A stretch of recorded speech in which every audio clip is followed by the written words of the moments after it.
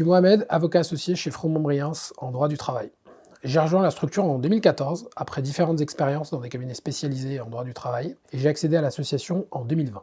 À côté de l'activité que j'ai auprès de mes clients, je suis également particulièrement investi dans la démarche RSE de notre cabinet, notamment sur les questions de diversité et de pro bono. J'anime également une rubrique mensuelle dans le magazine Capital où j'évoque des questions de pratique de droit du travail.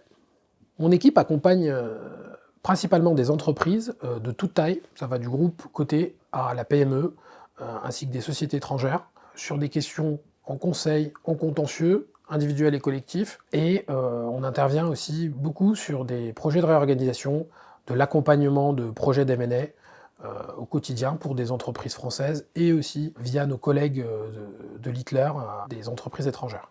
Le parcours d'un associé chez Froment-Briens, ça commence très tôt en réalité. Nos collaborateurs, nos stagiaires sont nos futurs associés et on va les accompagner tout au long de leur parcours pour leur permettre de développer la relation client, leur apprendre à travailler quotidiennement avec un client, à mettre en avant leur qualité, leur technicité, et pour arriver jusqu'à l'année de pré-association où on va leur mettre à disposition un coach, leur associé va les accompagner et ils vont être mentorés par un autre associé de la structure pour leur permettre d'atteindre leurs objectifs.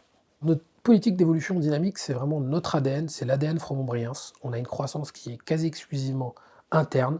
95% de mes associés ont été des jeunes collaborateurs de la structure. Plus de 80% ont même été stagiaires au sein de la structure. On s'appuie sur un socle qui est l'innovation, la technicité, l'entrepreneuriat.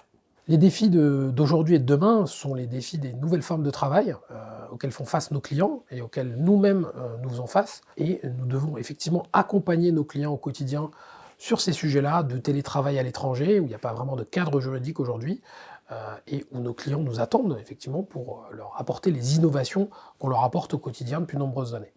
Les qualités que nous recherchons chez nos futurs collaborateurs, au-delà de la technicité qui est un préalable obligatoire quand on est un des meilleurs cabinets en droit social en France, au-delà de ça, c'est l'enthousiasme, le dynamisme et surtout la volonté de s'inscrire dans un collectif, ce qui est notre cas aujourd'hui.